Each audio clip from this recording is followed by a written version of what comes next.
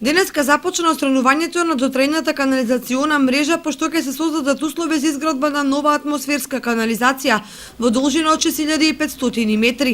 Со овој проект ќе бидат опфатени улиците Страшоар Бапче, Димитар Влахов, Роза Петрова и улицата Тодосије Паунов.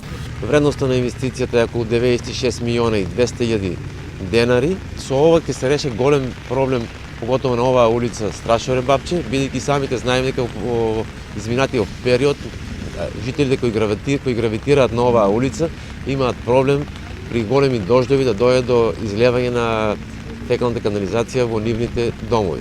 Изведувач на работите е фирмата Жикол, која е обврзана за период од 14 месеци да го заврши целиот проект, со што ќе се реши овој горлив проблем на граѓаните од општината. Нашите активности офаќаат одвојување на фекалната и атмосферската канализација, дел и изградба на дел на нова атмосферска канализација на улиците што ги спомена инвеститорот, сечење на асфалтните површини, поставување на нови цевки, армирано-бетонски и полиетиленски, потоа повторно враќање на улиците во првобитна положба. И одводнување на атмосферската канализација до главниот реципиент одреден со самиот проект.